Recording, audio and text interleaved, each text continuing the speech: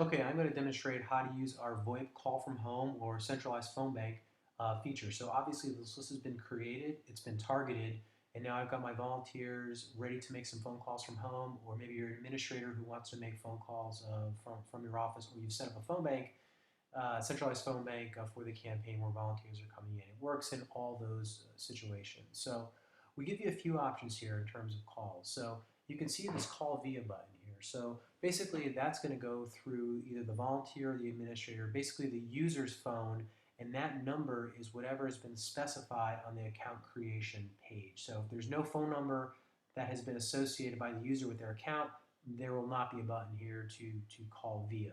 So again, the idea with this really is to limit the issues with, headsets and things like that where, every volunteer's got a phone at home. They can have the call come directly to them. So the process is you click the button, your phone rings, you pick it up, and the system voice says connecting you to voter.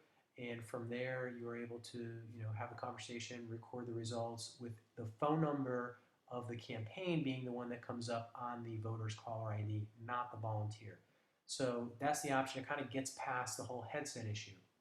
If you'd like to use the click the call feature, you just basically click the button to make the call here, this 860 number to be dial. So that will dial right through the browser, and the call will immediately go out.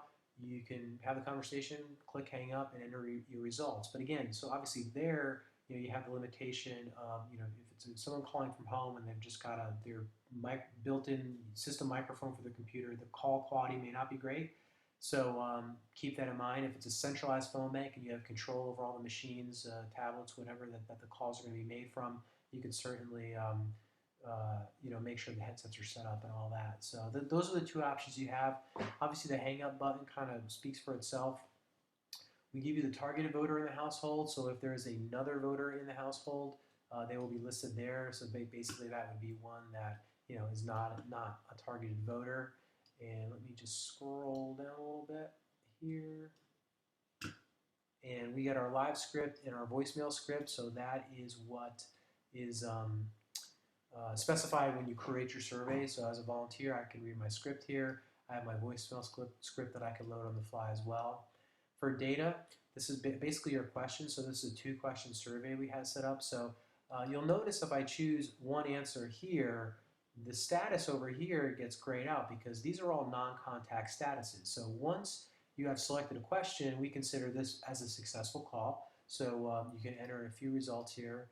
And what's going to happen is, if I hit submit, it's going to say, well, great, you got some answers, but we need to know who you spoke with because we have to attribute it to the voter. So you have to select the voter you spoke with, and then you click submit.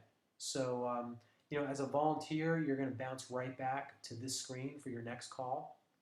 For an administrator, you're going to bounce back to that list where you can click to enter results to come back in here. So non-contact status is pretty basic. No answer means they didn't answer the phone, wrong number, gets logged into the system, refused, hung up, and left voicemail. So you can enter any of those statuses and submit, and you can see it populates over here. So you're ready to make calls.